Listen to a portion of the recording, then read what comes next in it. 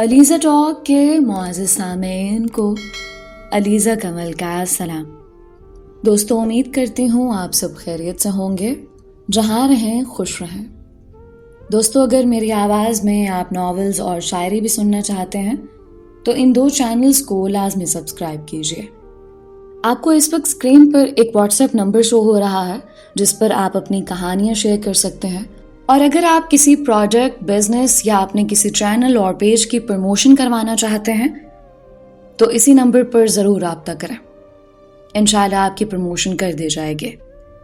اسی طرح میرا واٹس ایپ چینل ہے جس کو میں نے اس ویڈیو کے ڈسکرپشن میں مینشن کر دیا ہے تاکہ آنے والی ہر ویڈیو کی اپڈیٹس آپ کو ملتی رہیں۔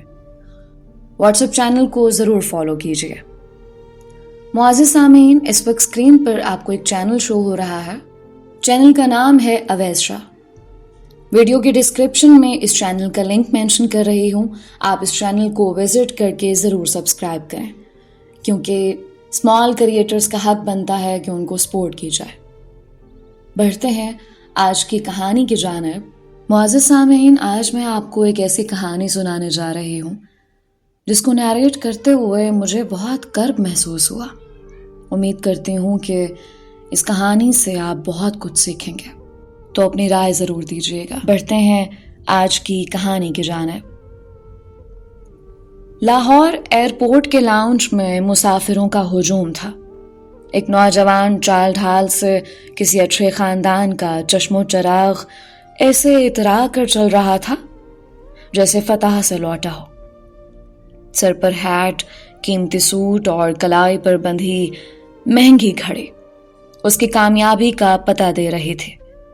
اس نے اپنی باریک مونچھوں کو ہلکا سا تاؤ دیا اور لبوں پر مسکراہٹ سجائے باہر کی طرف بڑھا۔ 8 سال انگلستان کی مسافتوں میں گزارنے کے بعد وہ آج اپنے وطن واپس لوٹا تھا۔ اس کے پاس اپنی منگیتر مہرین کے لیے ڈھیروں قیمتی تحائف تھے۔ وہ اپنے گھر جانے کے بجائے سیدھا مہرین کے گھر کی طرف روانہ ہوا تاکہ اسے اچانک پہنچ کر سرپرائز دے سکے۔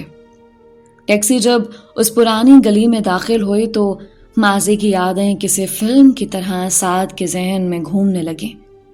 اسے یاد آیا کہ کیسے وہ اسی گلی میں گھنٹوں کھڑا رہتا تھا تاکہ مہرین کی ایک جھلک دیکھ سکے۔ مہرین جو ایک نہایت شوخ، چنچل اور زندہ دل لڑکی تھے، جب نقاب کیے ہاتھوں میں کالج کی کتابیں تھامے گھر سے نکلتی تو سعد کے لیے وہ ایک لمحہ ہی پورے دن کی خوشی بن جاتا۔ مہرین کے والد نہایت سخت مزاج آدمی تھے۔ وہ گورنمنٹ کالج میں پروفیسر تھے اور سعد جو اس وقت BA کرنے کے باوجود بے روزگار تھا، گھر والوں کے دباؤ اور حالات کی وجہ سے ملک چھوڑنے پر مجبور ہو گیا تھا۔ ان یادوں نے سعد کے ہونٹوں پر مسکراہٹ بکھیر دی۔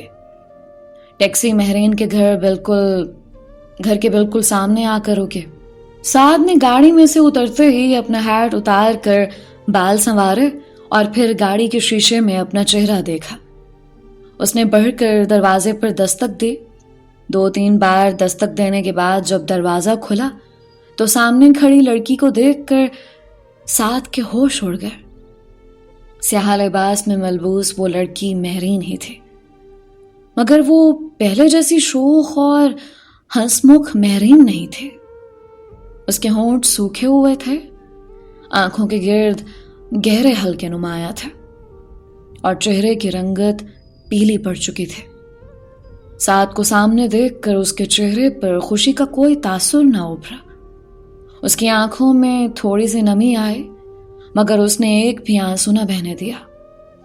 ڈرائیور پیچھے سامان اور تحائف لیے کھڑا تھا۔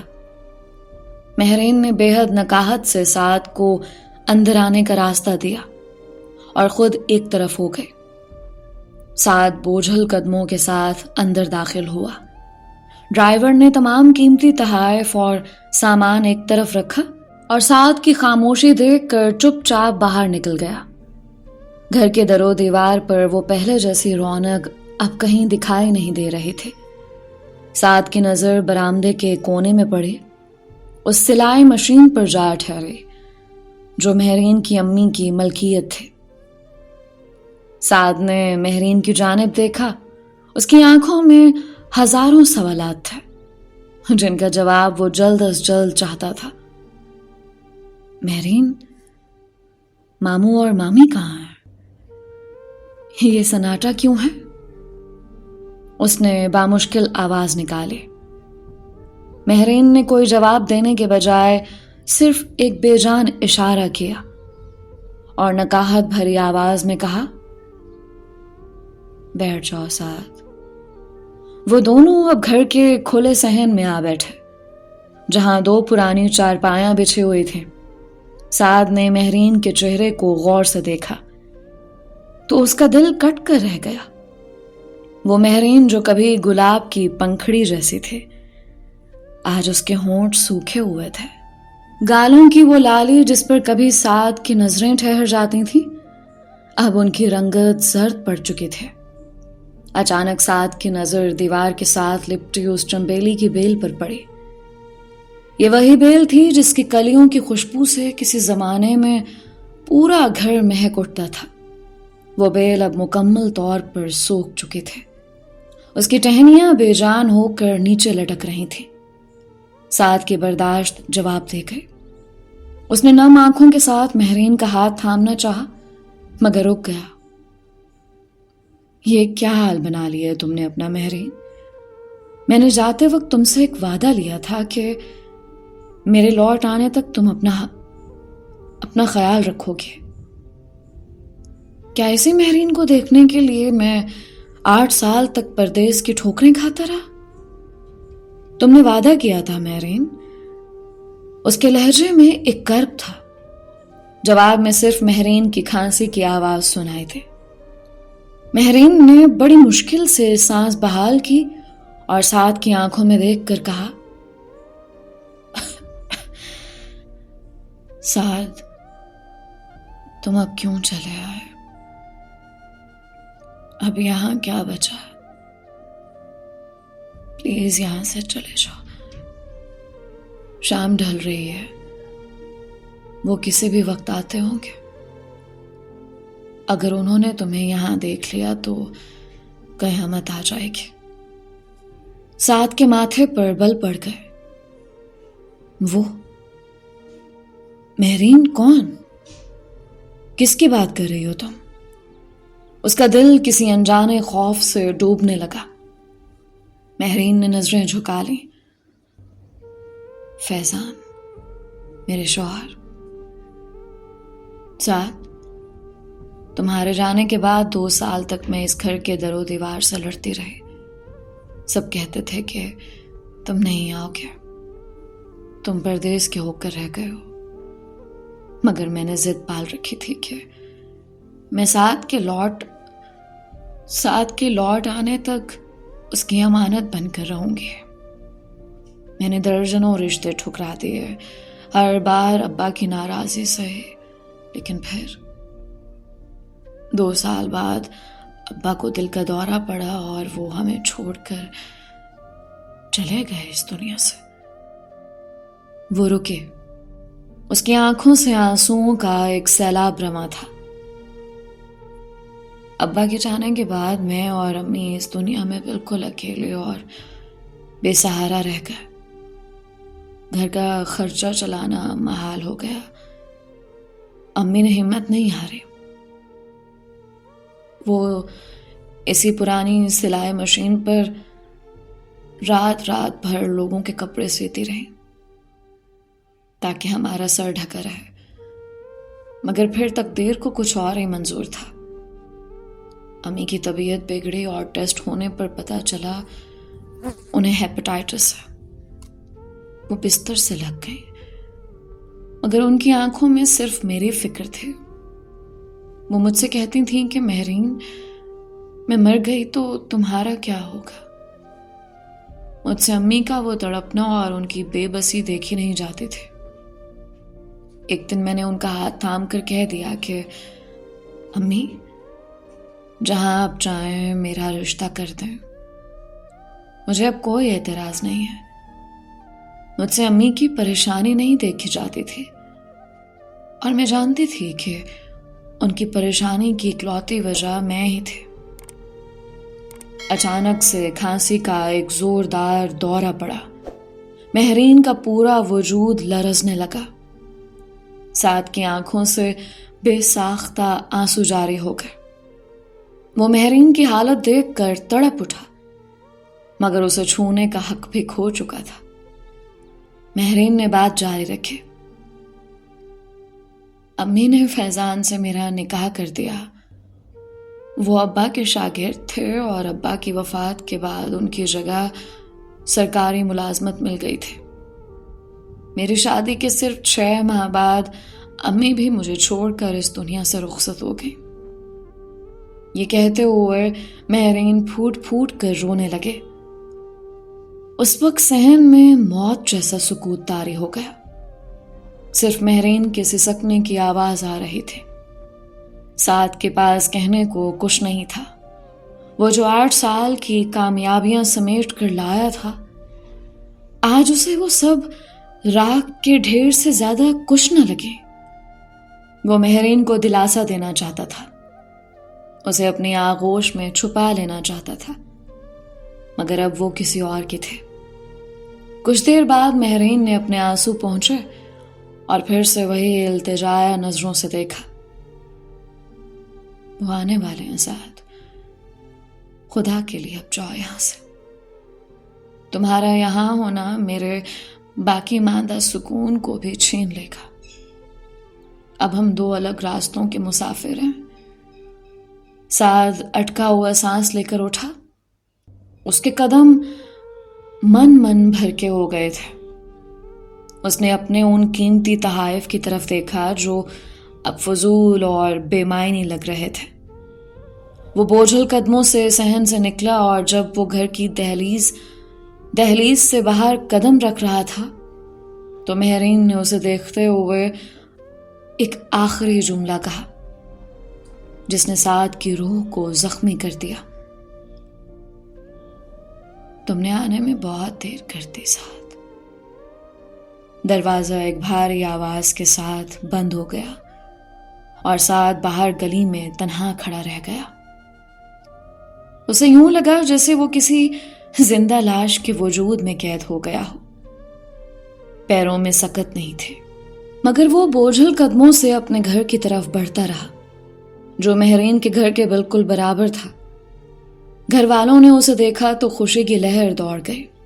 گلے ملنا، آنسو بہانا اور مبارکبادوں کا شور بلند ہوا، مگر سعد کے کانوں میں مہرین کی وہ کھانسی اور اس کا آخری جملہ تم نے آنے میں بہت دیر کر دی کسی نوکیلے خنجر کی طرح چبھ رہا تھا۔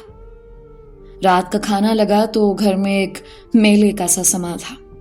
اس کی چھوٹی بہن سائرہ اس کے گرد گھوم گھوم کر اسے انگلستان کی کہانیاں سننے کی ضد کر رہی تھی، مگر سعد خاموشی سے نوالے توڑ رہا تھا۔ اس کا ذہن اب بھی وہیں الجھا ہوا تھا۔ بھائی، آپ مہرین کے گھر گئے تھے نا؟ سائرہ نے اچانک پوچھا تو دسترخوان پر ایک دم خاموشی چھا گئی۔ سعد نے نظریں اٹھا کر بہن کی طرف دیکھا۔ اس کی آنکھیں سوالیہ تھیں۔ سائرہ نے ایک لمبی آہ بھری۔ ہاں بھائی، مہرین پر تو جیسے دکھوں کے پہاڑ ٹوٹ پڑے ہیں۔ فیضان صاحب جن سے اس کا نکاح ہوا تھا، شادی کے محض 1 سال بعد ہی ایک سڑک حادثے میں انتقال کر گئے۔ مہرین اس وقت امید سے تھے، اب وہ اسی پرانے گھر میں اپنی 4 سالہ بیٹی کے ساتھ اکیلی رہتی ہے۔ کوئی سہارا دینے والا نہیں ہے، بس وہی مامی کی پرانی سلائی مشین ہے جس پر وہ دن رات محلے کے کپڑے سیتی ہے تاکہ اپنی بچی کا پیٹ پال سکے۔ ابا نے تو کئی بار اسے کہا کہ یہاں آ جائے، مگر وہ باضد ہیں کہ وہیں رکیں گی۔ سعد کے ہاتھ سے نوالا چھوٹ کر پلیٹ میں گر گیا۔ اس کا دل چاہا کہ وہ ابھی اسی وقت اٹھے اور مہرین کے پاس جائے، اسے بتائے کہ وہ آ گیا ہے، اب اسے کسی سلائی مشین کی ضرورت نہیں ہے، مگر پھر اسے خیال آیا کہ مہرین اب ایک بیوہ ہے، ایک ننھی جان کی ماں ہے۔ رات کے اس پہر اس کا وہاں جانا مہرین کی عزت پر حرف لا سکتا تھا۔ اس نے رات بستر پر کروٹیں بدلتے ہوئے گزارتے، کمرے کی چھت اسے اپنی طرف گرتی ہوئی محسوس ہو رہی تھی۔ اس نے وہ رات آنکھوں میں کاٹتے، بس سورج کی پہلی کرن کا انتظار کرتا رہا۔ جیسے ہی فجر کی اذان ہوئی اور اندھیرا چھٹنے لگا، سعد اٹھا اور گھر سے باہر نکل آیا۔ اس نے مہرین کے دروازے پر دستک دی۔ کچھ دیر بعد دروازہ کھلا۔ مہرین، جس کے سر پر چادر لٹک رہی تھی اور چہرے پر موت جیسی زردی تھی، سعد کو دیکھ کر ذرا بھی حیران نہ ہوئی۔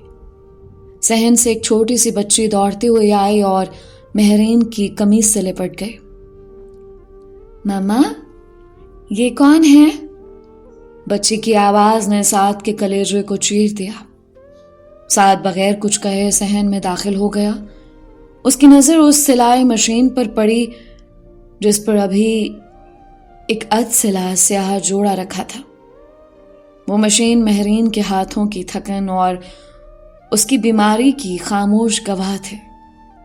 سعد نے مہرین کے قریب جا کر روندھی ہوئی آواز میں کہا، مہرین، مجھے سائرہ نے سب بتا دیا، تم نے مجھے کیوں نہیں بتایا؟ مہرین نے کوئی جواب نہ دیا۔ اسے کھانسی کا ایک شدید دورہ پڑا جس سے اس کا نحیف وجود ہل سا گیا تھا۔ اس نے اپنے منہ پر رومال رکھا تو اس پر خون کے چند چھینٹے نمایاں تھا۔ سعد تڑپ اٹھا، مگر مہرین کی آنکھوں میں اب بھی وہی پتھر جیسی لا تعلقی تھی۔ سعد، اب ان باتوں کا کوئی فائدہ نہیں۔ مہرین کی آواز اتنی دھیمی تھی کہ بامشکل سنائی دے رہی تھی۔ تم لوٹ آئے ہو، مگر میں اپنی زندگی ہار چکی ہوں۔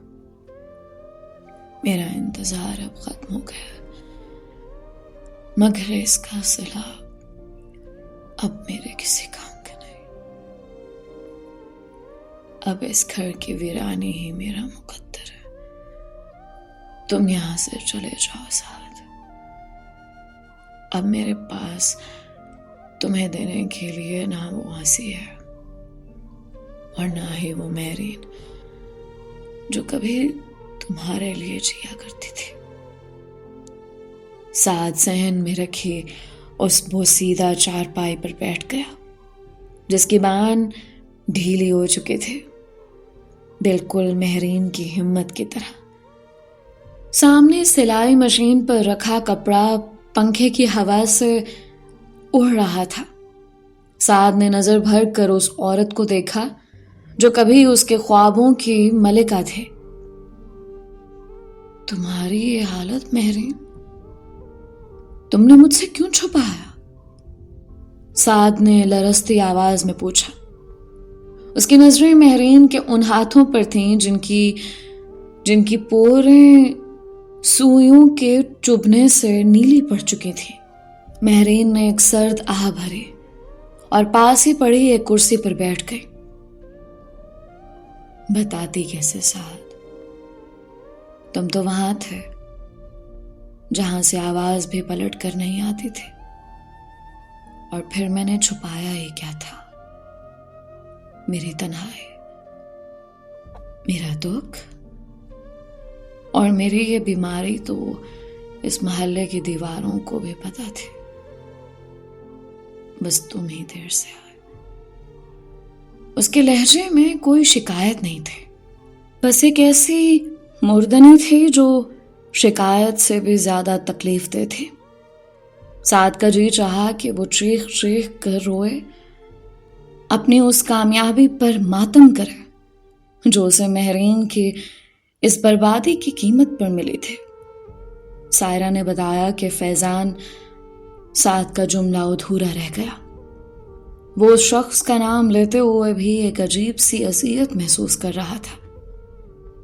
مہرین نے نظریں جھکا لی اور اپنی بیٹی نور کے سر پر ہاتھ پھیرا، جو اب خاموشی سے اپنی ماں کے گھٹنوں سے لگ کر بیٹھے اس اجنبی کو دیکھ رہی تھے۔ فیضان ایک اچھے انسان تھے، مگر شاید میری قسمت میں کسی کا ساتھ لکھا ہی نہیں تھا۔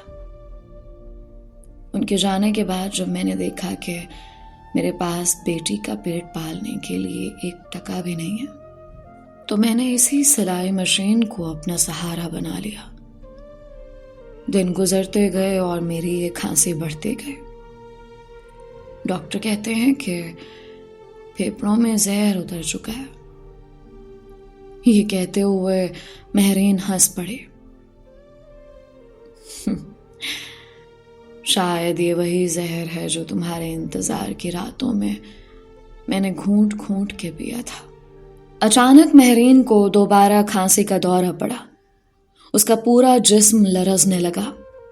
سعد بے ساختہ اپنے جگہ سے اٹھا۔ اس کا ہاتھ مہرین کے کندھے کی طرف بڑھا، مگر اسے یاد آیا کہ وہ اب بھی اس کے لیے ایک غیر مرد تھا۔ وہ وہیں رک گیا۔ اس کی مٹھیوں میں ناخن گڑ گئے۔ مہرین نے رومال منہ سے ہٹایا تو اس پر خون کے تازہ دھبے واضح تھے۔ اس نے بڑی بے نیازی سے اس رومال کو تہہ کیا اور ایک طرف رکھ دیا، جیسے یہ اس کا روز کا معمول ہو۔ سعد، تم جو طائف لائے ہو وہ واپس لے جاؤ۔ مہرین نے سپاٹ لہجے میں کہا، ان ریشمی کپڑوں اور مہنگی چیزوں کا میں کیا کروں گی؟ کیا یہ میرے اس درد کا مداوع کر سکیں گی جو میں نے 8 سال اپنے سینے میں پالا؟ کیا تمہاری یہ دولت میرے باپ کو واپس لا سکتی ہے؟ یا میری ماں کی وہ تڑپ ختم کر سکتی ہے جو وہ میرے لیے تمہاری راہ دیکھتے دیکھتے مر گئی؟ سعد کے پاس کوئی جواب نہیں تھا۔ وہ جو انگلستان میں بڑے بڑے لوگوں سے سودے بازی کر کے آیا تھا، آج ایک بیمار عورت کے سوالوں کے سامنے لاجواب کھڑا تھا۔ میں تمہیں یہاں اس حال میں نہیں چھوڑ سکتا مہرین۔ میں تمہیں شہر کے سب سے بڑے ڈاکٹر کے پاس لے جاؤں گا۔ تم ٹھیک ہو جاؤ گے، دیکھنا پھر سے کیا ساتھ۔ مہرین نے پہلی بار اپنی خالی نظریں اٹھا کر سعد کی آنکھوں میں جھانکا۔ کیا تم مجھے وہ 8 سال واپس دے سکتے ہو؟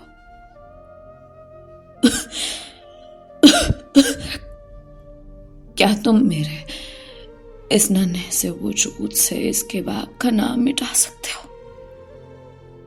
میں اب وہ مہرین نہیں رہی جس کے خواب تم نے دیکھے تھے۔ میں اب صرف ایک ذمہ داری ہوں، ایک بوجھ ہوں جسے شاید میں خود بھی زیادہ دیر نہیں اٹھا سکوں گی۔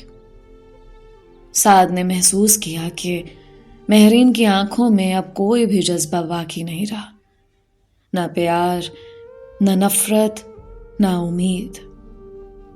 وہ بالکل پتھر کی ہو چکے تھے۔ اس نے مہرین کی بیٹی نور کی طرف دیکھا، جس کی معصوم آنکھوں میں خوف تھا۔ سعد نے جیب سے ایک چھوٹی سی چاکلیٹ نکالی اور لرزتے ہاتھوں سے بچے کی طرف بڑھائی۔ نور نے پہلے اپنی ماں کی طرف دیکھا، اور جب مہرین نے کوئی رد عمل نہ دیا تو اس نے وہ چاکلیٹ لے لی۔ میں کل پھر آؤں گا مہرین، سعد نے بوجھل لہجے میں کہا، اور اس بار میں تمہاری کوئی بات نہیں سنوں گا۔ تمہیں میرے ساتھ چلنا ہوگا۔ تمہارا علاج میری پہلی ترجیح ہے۔ مہرین نے کوئی جواب نہ دیا۔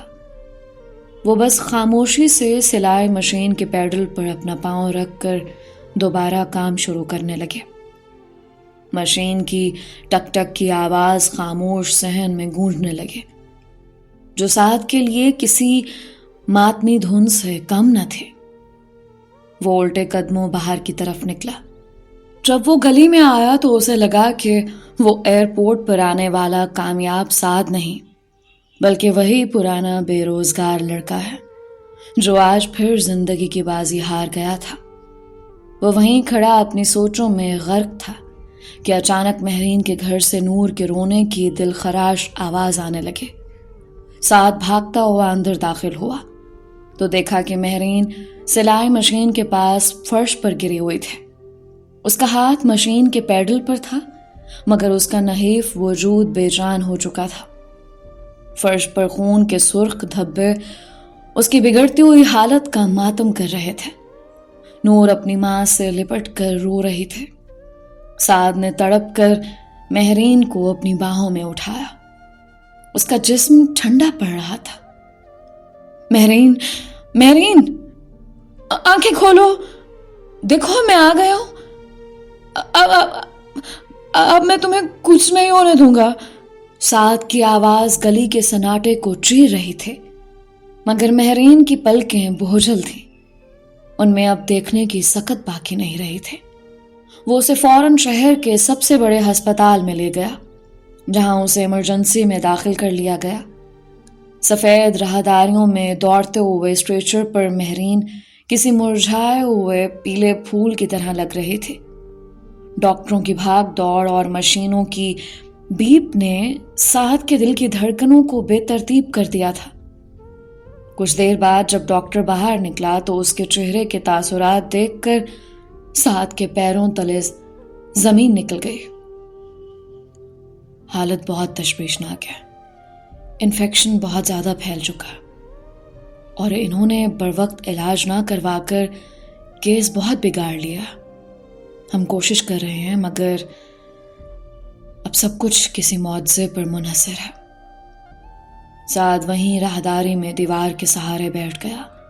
اس کے سوٹ پر مہرین کے خون کے دھبے لگ چکے تھے جو اسے بار بار یہ احساس دلا رہے تھے کہ وہی مہرین کا قاتل ہے۔ وہ سارا دن اور ساری رات وہیں بیٹھا رہا۔ اس نے نور کو اپنی بہن سائرہ کے پاس بھیج دیا تھا تاکہ اس کا خیال رکھے۔ اگلے دن جب مہرین کو ہوش آیا تو اس نے دھندلی نظروں سے اپنے سرہانے سعد کو بیٹھا پایا۔ اس کی آنکھوں میں سرخی تھی اور چہرہ تھکن سے نڈھال تھا۔ سعد نے اس کا سوکھا ہوا ہاتھ اپنے ہاتھوں میں تھام لیا۔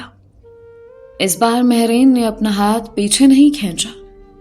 شاید اس میں اب اتنی ہمت ہی نہیں بچی تھی کہ وہ کسی کو خود سے دور کر سکے۔ تم اب بھی یہی ہو سعد؟ مہرین کی آواز کسی ہاری ہوئی صدا کی طرح نکلے۔ میں نے کہا تھا نا کہ اب بہت دیر ہو چکی ہے۔ کیوں اپنی زندگی ان ویرانوں میں ضائع کر رہے ہو؟ سعد نے اس کے ہاتھ کو مضبوطی سے تھام لیا جیسے وہ اسے موت کے چنگل سے چھیننا چاہتا ہو۔ میں اب کہیں نہیں جاؤں گا مہرین، تم ٹھیک ہو جاؤ گے۔ میں تمہیں دنیا کی ہر خوشی دوں گا۔ نور کو میں اپنا نام دوں گا، اسے اپنی بیٹی بناؤں گا۔ بس تم ہمت مت ہارو۔ سعد کے لہجے میں ایک جھوٹی تسلی تھی جسے وہ خود بھی سچ ماننا چاہتا تھا۔ مہرین کے لبوں پر ایک اداس سی مسکراہٹ آئی۔ سعد، مجھے جس وقت تمہاری سب سے زیادہ ضرورت تھی تب تم کہاں تھے؟ کیا تمہیں ان 8 سالوں میں ایک بار بھی میری یاد نہیں آئی؟ میں نے ان 8 سالوں میں ہر روز موت مانگی ہے اور اب جب وہ قریب ہے تو تم اسے روکنے کی کوشش کر رہے ہو۔ مہرین کی آنکھوں سے آنسو ٹپک کر تکیے میں جذب ہو رہے تھے۔ سعد نے تڑپ کر کہا، مہرین مجھے معاف کر دو۔ مجھے نہیں معلوم تھا کہ میرا پردیس جانا تمہارے لیے اتنی بڑی سزا بن جائے گا۔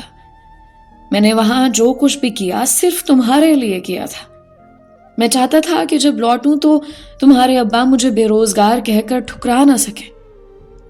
ہسپتال کے اس کمرے میں جہاں صرف ادویات کی بو اور موت کا خوف تھا، وہاں ان 2 بچھڑے ہوئے مسافروں کے درمیان پچھتاووں کی ایک طویل داستان بکھری ہوئی تھی۔ سعد نے فیصلہ کر لیا تھا کہ وہ اب ہر وقت مہرین کے پاس رہے گا۔ وہ اسے اپنے ہاتھوں سے پانی پلاتا، اس کی پیشانی پر ٹھنڈی پٹیاں رکھتا، اور جب وہ کھانستے ہوئے بے حال ہو جاتی تو وہ اس کی پشت سہلاتے ہوئے خود بھی سسک پڑتا۔ رات کے پچھلے پہر جب مہرین کی طبیعت کچھ سنبھلی تو اس نے سعد کا ہاتھ پکڑ کر اسے اپنے قریب کیا۔ سعد، میری ایک بات مانو گے؟ اس کی آواز میں ایک عجیب سی لرزش تھی۔ سعد نے فوراً سر ہلایا۔ تم جو کہو گی مہرین، میں وہی کروں گا۔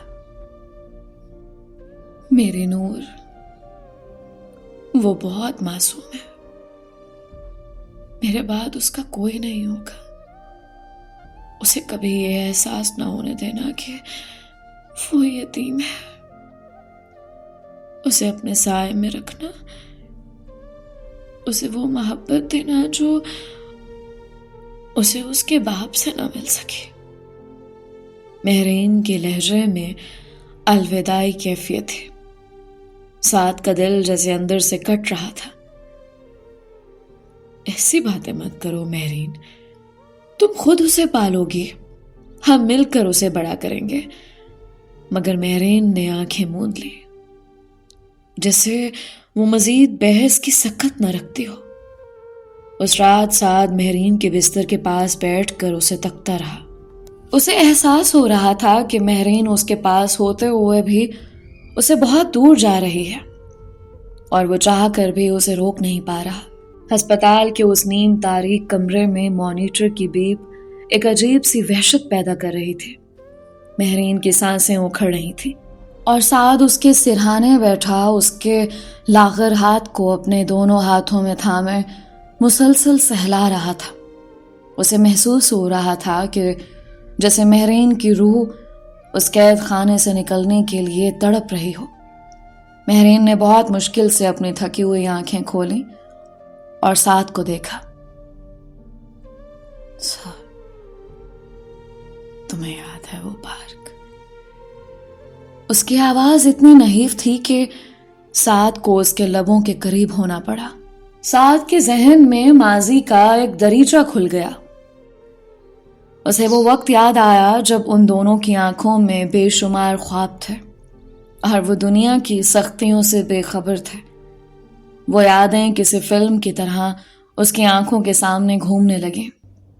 وہ تپتی دوپہریں جب وہ دونوں چوری چھپے اس پارک کے دور افتادہ کونے میں لگے اس گھنے پیپل کے درخت کے نیچے ملا کرتے تھے۔ مہرین کے چہرے پر حیا کی لالی اور آنکھوں میں آنے والے کل کے سپنے ہوا کرتے تھے۔ کیسے بھول سکتا ہوں مہرین؟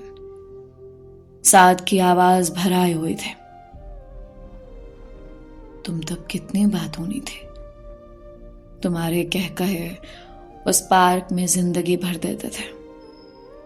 تم اکثر ڈرتی تھی کہ کوئی دیکھ نہ لے، مگر پھر بھی میری ایک کال پر دوڑی چلی آتی تھی۔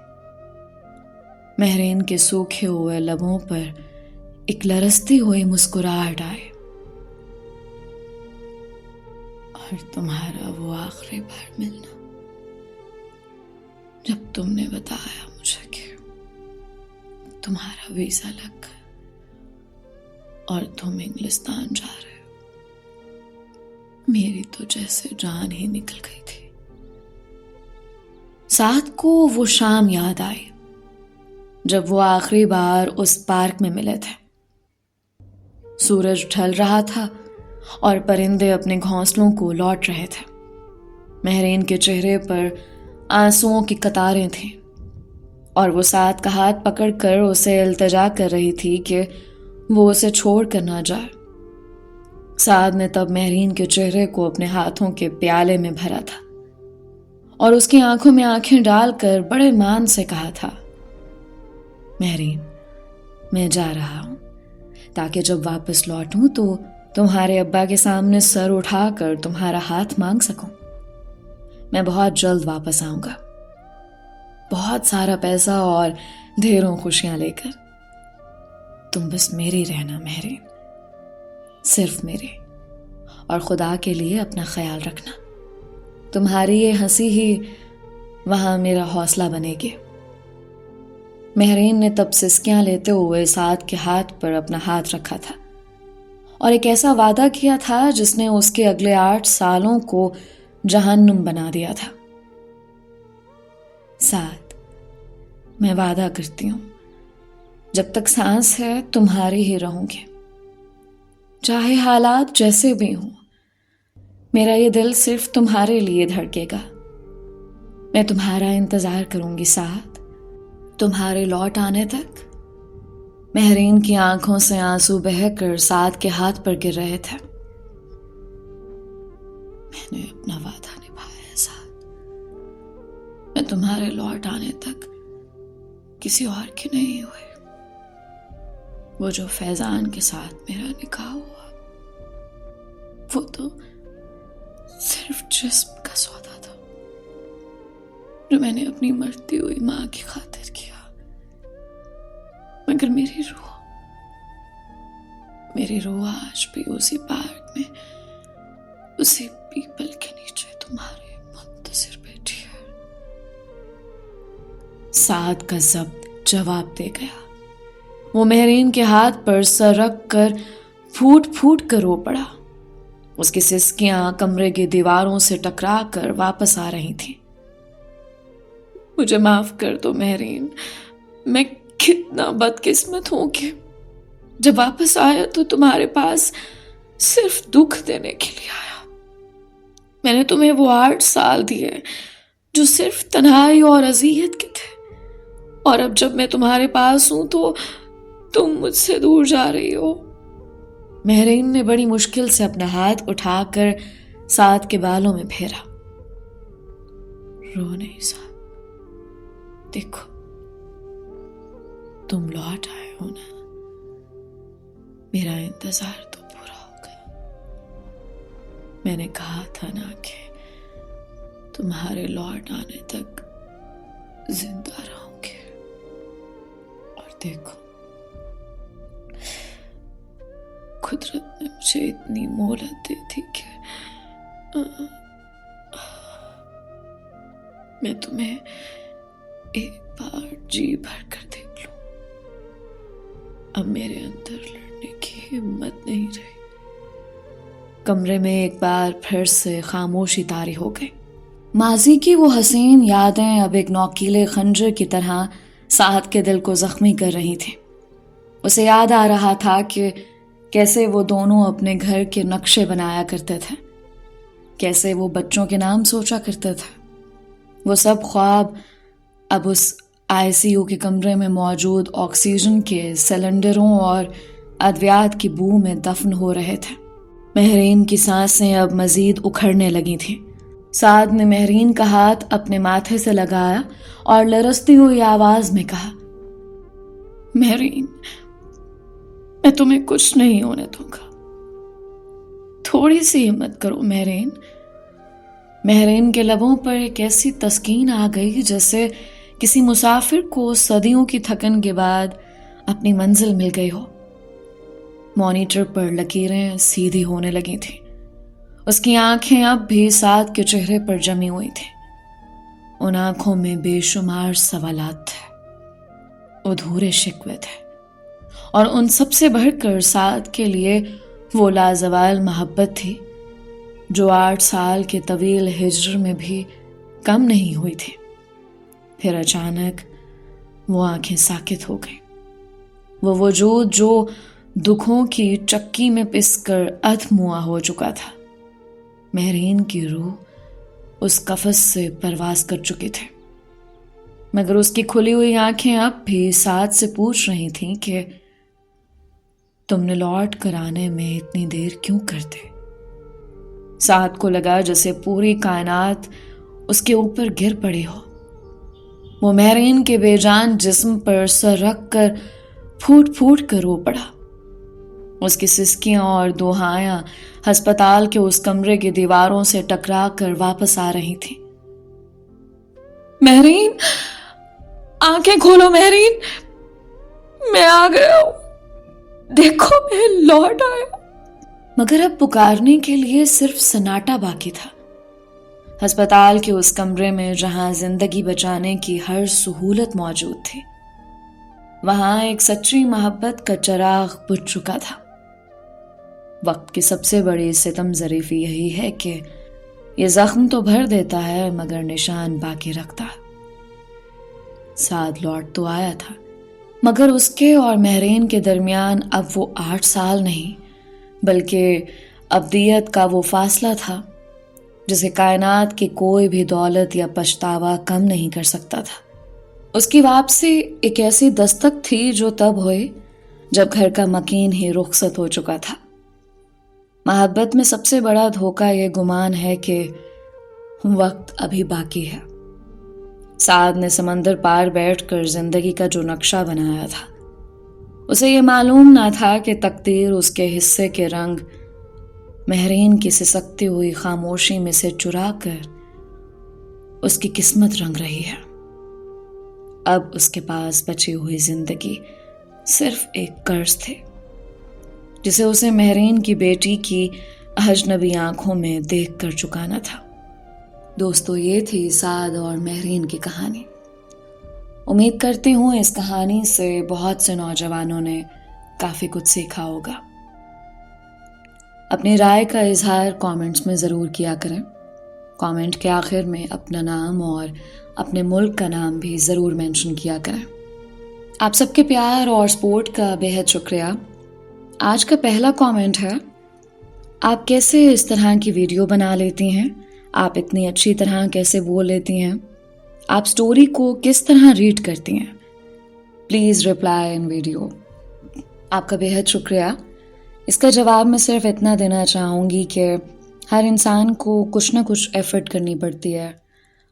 خدا کی طرف سے دین تھی آواز، بٹ میں نے اپنی ایفرٹ یہ ملائی کہ میں نے ہر اردو کے لفظ کو دیکھا، اس کو سرچ کیا اور ہر لفظ کا تلفظ سیکھا کہ کس طرح ہر لفظ کو ادا کیا جائے۔ اور یہ ایک انسان کے اپنا ٹیلنٹ ہوتا ہے کہ وہ کس طرح فیلنگز اور ایموشنز کو لائے۔ بس اسی چیز کو ہی میں نے یوٹیلائز کیا، اور آپ سب کی دی ہوئی کہانیاں جو کہ اوریجنل کہانیاں ہوتی ہیں، جو آپ مجھ سے انسٹاگرام اور ٹک ٹاک پر شیئر کرتے ہیں، ان کو میں ڈفرینٹ انداز میں لکھ کر ارینج کر کے آپ سب تک پہنچاتی ہوں۔